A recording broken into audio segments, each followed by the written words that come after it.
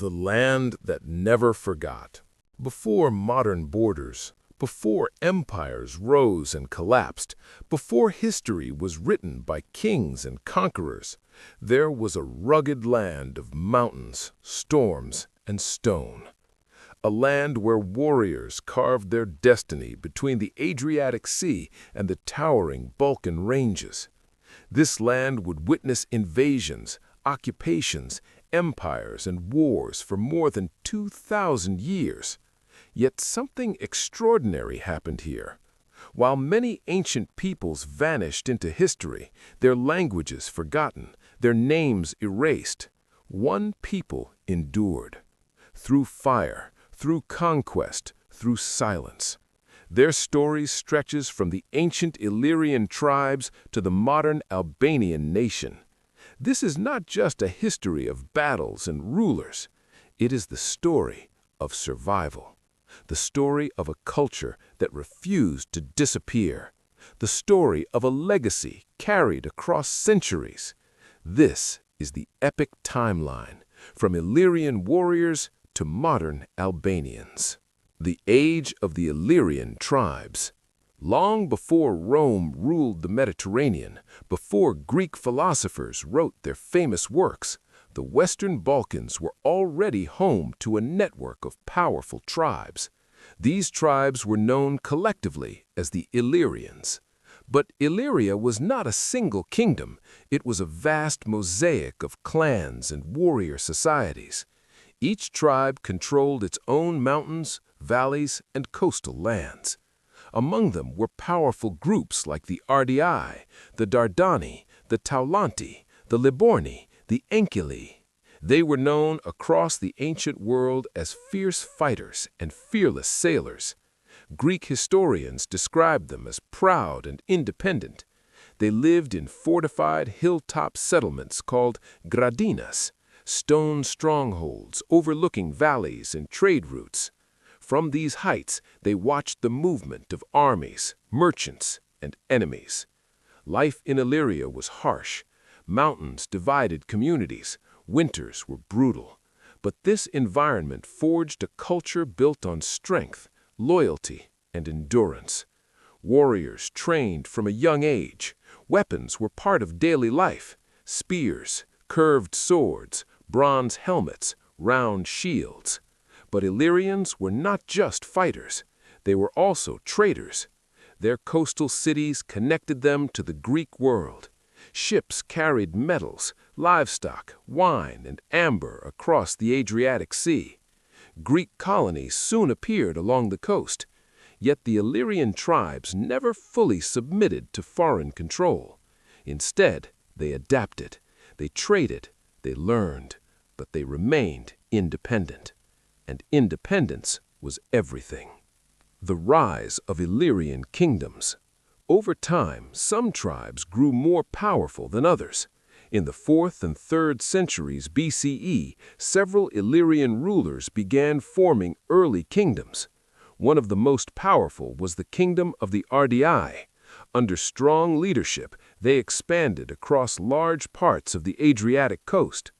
But Illyrian power reached its peak under a name that echoed across ancient history: Queen Teuta, a ruler whose bold actions would soon draw the attention of the most powerful empire in the Mediterranean, Rome. Teuta ruled during the 3rd century BCE, commanding a strong navy and controlling major coastal routes. Illyrian ships dominated the Adriatic Sea. To Rome, however, these ships were not merchants. They were pirates. Roman traders began reporting attacks, cargo seized, ships raided, Roman citizens captured. The Roman Republic demanded answers. Teuta refused to bow, and soon Rome prepared for war. The Roman conquest. In 223 BCE, Roman legions crossed the Adriatic Sea. This marked the beginning of the Illyrian Wars. Rome was relentless. Their military machine had already defeated powerful enemies across Italy. Now they turned their focus toward Illyria. Illyrian resistance was fierce. Warriors fought from mountain strongholds and coastal fortresses, but Rome's discipline, numbers, and strategy slowly broke Illyrian power. Over decades of conflict, Illyrian kingdoms were defeated, their lands gradually absorbed into the Roman world. Yet Rome did not erase Illyria. Instead, it transformed it. The region became part of the Roman provinces. Cities expanded. Roads were built across mountains and valleys. One of the most famous roads, Via Egnatia, connected the Adriatic coast with the eastern Mediterranean. Trade flourished. Roman culture spread. Latin became the language of administration. But beneath the surface, the older traditions never vanished. The descendants of the Illyrian tribes remained in their lands. Their customs survived. Their identity endured quietly through generations. Illyrians in the Roman world.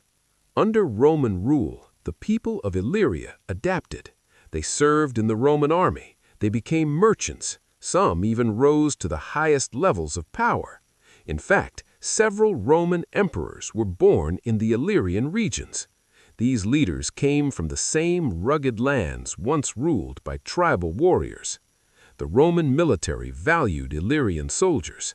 They were known for discipline, resilience, and toughness.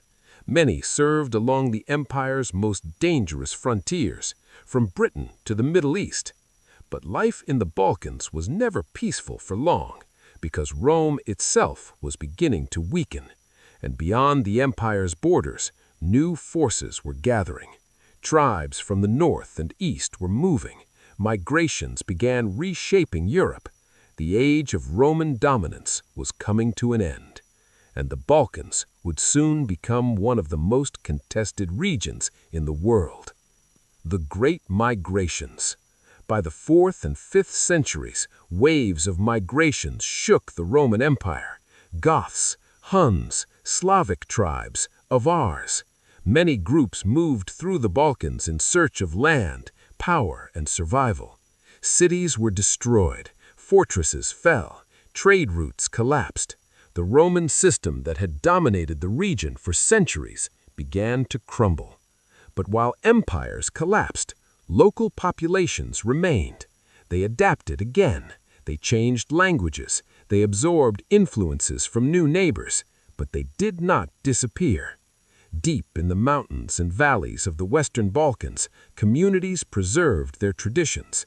The world outside was changing rapidly, but the cultural roots of the region endured, slowly evolving into something new, something that historians would later connect to the emergence of the Albanian people. Don't forget to like and subscribe for more. The mysterious centuries. One of the most fascinating parts of this story is also the most mysterious. Between the fall of the Roman Empire and the medieval period, historical records become scarce. Centuries pass with very little written evidence. Historians sometimes call this the silent era of Balkan history. Yet clues remain. Linguistic evidence suggests the ancestors of modern Albanians preserved an ancient language with deep roots in the region. Archaeological discoveries show continuity in settlements. Cultural traditions persisted in isolated communities. Despite invasions, migrations, and shifting borders, a unique identity was slowly forming, hidden in mountain villages, protected by geography, shaped by centuries of survival. And soon, history would begin speaking again. Because in the medieval world, new powers were rising, and the people of these mountains would once again step into the spotlight. The first signs of a new people. By the 11th century, the silence of history begins to break. For centuries, the ancestors of the modern Albanians lived quietly in the mountains and valleys of the Western Balkans. Empires had come and gone, the Romans, the Byzantines, various migrating tribes. But now, something new appears in the historical record. In the year 1079, Byzantine documents mention a people called the Albanoi. This is one of the earliest references historians connect to the ancestors of modern Albanians. These people lived in the mountainous regions north of present-day central Albania. They were described as independent, proud, and difficult to control. Their land was rugged, their communities were decentralized, and their culture was deeply tied to the mountains. Unlike the large feudal kingdoms forming elsewhere in Europe, Albanian lands remained a network of clans and local leaders. Power was shared between families and tribal structures. Honor, loyalty, and family reputation were central to society. This system would shape Albanian culture for centuries. But soon, the region would once again face powerful outside forces. The Balkans were becoming one of the most contested regions in Europe, and the struggle for control had only just begun. The medieval Albanian principalities.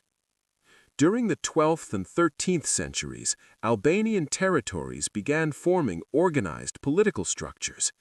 Small principalities emerged across the mountains and coastal regions. These were ruled by noble families who controlled fortresses, trade routes, and fertile valleys. Among the most influential were families like the Topia, the Balsha, the Castrioti, the Dugagini. Each family ruled its own domain. Their castles overlooked strategic roads and mountain passes. Trade flowed through the region, connecting the Adriatic coast with the interior Balkans. Venetian merchants traveled through these routes. Byzantine influence remained strong in some regions, but Albanian leaders maintained a surprising level of independence. They navigated a complicated world of alliances, diplomacy, and warfare. Sometimes they allied with powerful neighbors. Sometimes they fought them. But this delicate balance would soon face its greatest test, because in the east, a rising empire was expanding rapidly, an empire that would soon reshape the entire Balkans, the Ottoman Empire. The rising shadow of the Ottomans.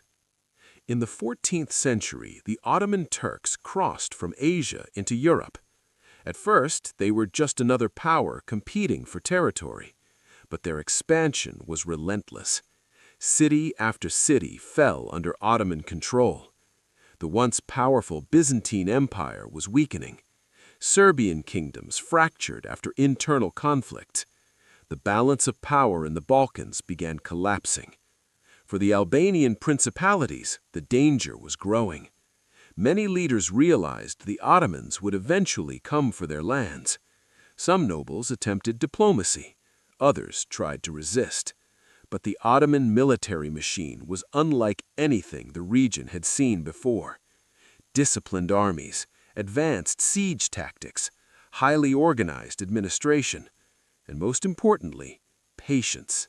They advanced slowly but relentlessly, and by the early 15th century, much of the Balkans had fallen under Ottoman control. But one leader would soon emerge, a leader whose name would echo through Albanian history for centuries, a warrior who would challenge one of the most powerful empires in the world. The rise of Skanderbeg. In 1405, a boy named George Castrioti was born into the noble Castrioti family. His father ruled a small Albanian principality, but when the Ottomans expanded into the region, the young boy was taken as part of the Ottoman Deshirba system. He was raised within the Ottoman military structure, trained as a soldier, educated in warfare and strategy. Over time, he became a respected commander within the Ottoman army. The Ottomans gave him the name Skanderbeg, meaning Lord Alexander, in honor of Alexander the Great. But history would take an unexpected turn. In 1443, during a battle between Ottoman forces and Hungarian armies, Skanderbeg made a bold decision. He deserted the Ottoman army. Returning to his homeland, he reclaimed his family fortress in Kruja and raised the flag of rebellion. What followed was one of the most remarkable resistance movements in European history. The League of Legia. Skanderbeg understood that no single Albanian principality could defeat the Ottoman Empire alone. So he did something unprecedented. In 1444, he united the rival Albanian nobles, leaders who had previously fought each other, families who had competed for power. They gathered in the city of Leja. There, they formed a military alliance known as the League of Leja. For the first time in centuries, many Albanian leaders were united under a common cause: resistance. Skanderbeg became their military commander. What followed shocked the Ottoman Empire. For 25 years, Skanderbeg and his forces successfully resisted repeated Ottoman invasions. Using the rugged terrain of Albania, they fought with guerrilla tactics, ambushes in narrow mountain passes, hit-and-run attacks against larger armies, strategic use of fortresses. The Ottomans launched massive campaigns to defeat him, but time after time, Skanderbeg held the line. His resistance became legendary across Europe. Popes praised him, kings supported him. European powers saw him as a defender against Ottoman expansion. But even legends face limits, and the struggle could not last forever. The fall after the hero.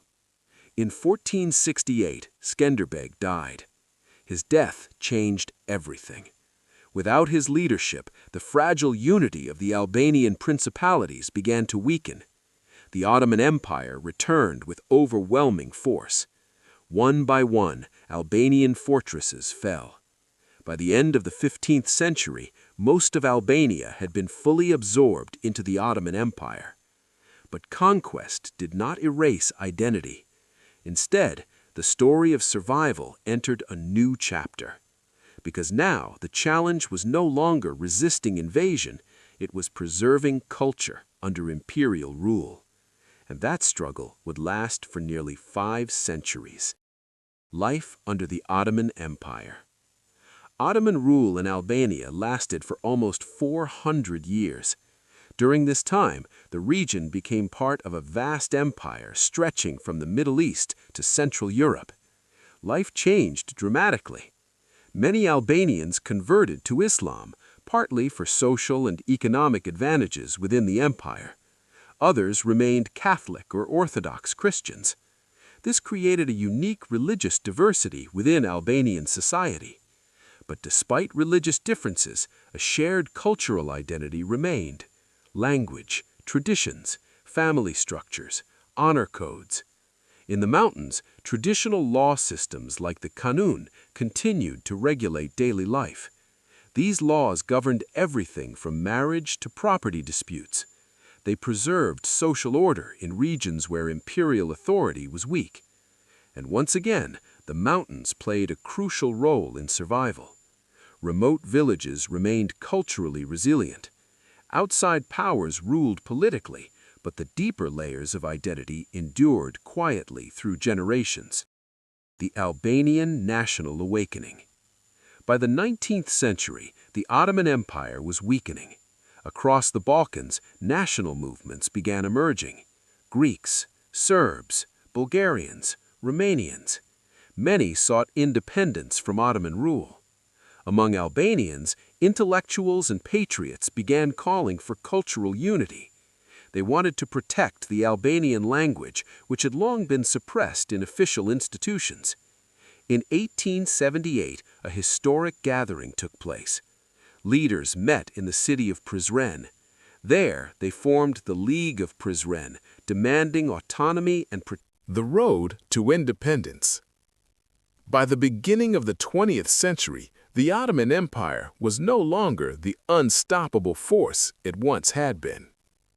For centuries, it had controlled vast territories across Europe, Asia, and Africa. But now, the empire was weakening. Internal revolts, economic struggles, pressure from rising European powers. Across the Balkans, nations were breaking away. Serbia, Greece, Bulgaria, and Romania had already carved out their independence. But the Albanian lands remained caught between empires and ambitions. Neighboring states wanted pieces of the territory. The situation was becoming dangerous. Albanian leaders realized that if they did not act quickly, their land could be divided among stronger neighbors. So in November 1912, something historic happened. Representatives from across Albanian regions gathered in the coastal city of Vlorë. There, before a small crowd and under the shadow of looming war, they declared the independence of Albania. The double-headed eagle flag was raised, a symbol that connected modern Albanians to a long and proud past. But independence did not bring immediate peace. In fact, it brought new challenges. Because the Balkan Wars had already begun, and powerful nations were now deciding the fate of borders. A nation born in turmoil. When Albania declared independence in 1912, it was still fragile. The new state had no strong army, no stable government, no unified institutions. Meanwhile, neighboring countries moved quickly. Serbia, Greece, and Montenegro sent troops into territories populated by Albanians. The future of the new nation hung by a thread. The great European powers stepped in to prevent total collapse. In 1913, international negotiations recognized Albania as an independent country. But there was a painful cost. Large Albanian populations remained outside the borders of the new state. Regions like Kosovo, parts of North Macedonia, Montenegro, and Greece were placed under different administrations. Families were separated by new borders, communities divided overnight. The dream of unity remained unfinished. But despite these challenges, Albania had taken its first step into modern nationhood. The storms of World War I. The new country barely had time to breathe before another disaster arrived. In 1914, World War I erupted across Europe. The Balkans once again became a battlefield. Albania was invaded by multiple armies: Austro-Hungarian forces, Italian troops, Serbian and Greek armies. Different powers occupied different regions of the country. The fragile Albanian government collapsed. For several years, Albania effectively disappeared as a functioning state. Villages were destroyed, infrastructure collapsed, many people fled their homes. Yet once again, the people endured. When the war finally ended in 1918, Albania's survival as a country was uncertain. But international diplomacy eventually restored its independence. Once again, Albania had survived forces far greater than itself. A kingdom in search of stability. The interwar period was a time of rebuilding. Political instability dominated the early years. Governments rose and fell quickly. Power struggles shaped the country's fragile institutions. Out of this chaos, one man gradually consolidated control: Ahmet Zogu, a political leader who first became president and later crowned himself King Zog I in 1928. His goal was to modernize Albania. New roads were built, institutions were strengthened, efforts were made to create a functioning state. But Albania remained economically weak, and its powerful neighbor across the Adriatic Sea was watching closely: Italy. Under the rule of Benito Mussolini, Italy sought to expand its influence across the Balkans. Albania soon became a target. The Second World War. In 1939, Italian forces invaded Albania. The country was quickly occupied. King Zog fled into exile. Albania became part of Italy's expanding empire. But occupation did not mean submission. Resistance movements began forming across the country.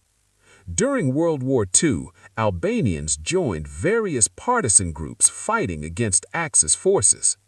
Mountains once again became centers of resistance. Guerrilla warfare spread across the countryside. When Italy collapsed in 1943, German forces took control of Albania, but the resistance movement continued fighting. By the end of the war in 1944, partisan forces had taken control of the country. However, a new era was beginning, one that would isolate Albania from much of the world. The isolated communist state. After World War II, Albania fell under the rule of Enver Hoxha, a communist leader who would govern the country for more than 40 decades. His regime transformed Albania into one of the most isolated countries in the world. Foreign influence was tightly controlled. Borders were closed. Religion was banned in 1967, making Albania the first officially atheist state. Hundreds of thousands of concrete bunkers were built across the landscape. These bunkers still dot the country today. They were constructed out of fear of foreign invasion. Daily life became heavily regulated. The government controlled the economy, education, and media.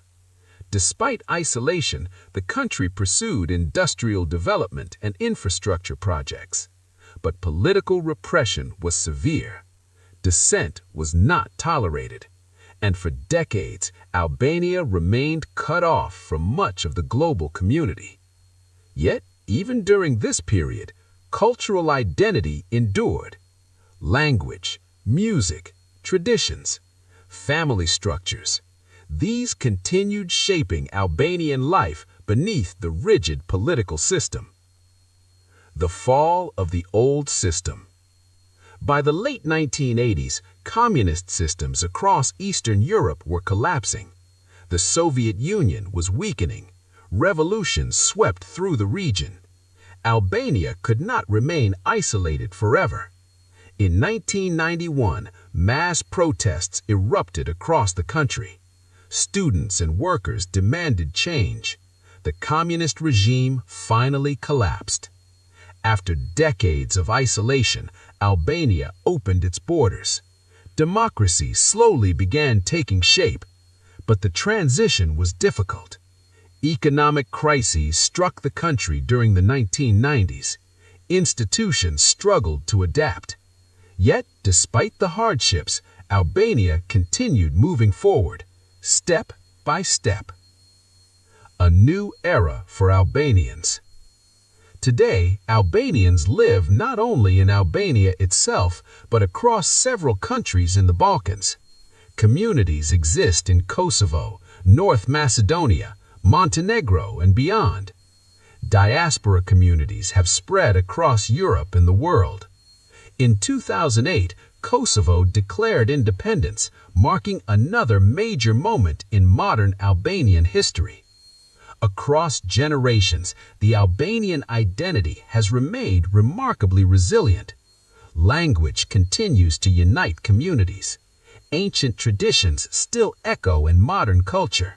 And the symbol of the double-headed eagle remains a powerful reminder of a long and complex history. A history that began with ancient tribes along the Adriatic coast, warriors who defended mountain strongholds, people who survived empires, migrations, wars, and political upheavals. More than 2,000 years of endurance, more than 2,000 years of identity, and the story is still being written. The legacy that endures. The wind moves slowly across the mountains of the Western Balkans. It passes over ancient stone ruins, over forgotten fortresses, over valleys where generations have lived, fought, and endured. These landscapes have witnessed thousands of years of history. They saw the rise of ancient Illyrian warriors. They saw the arrival of mighty empires. They witnessed Roman roads stretching across the land, Byzantine influence shaping cities, Ottoman banners flying above fortresses. Armies came,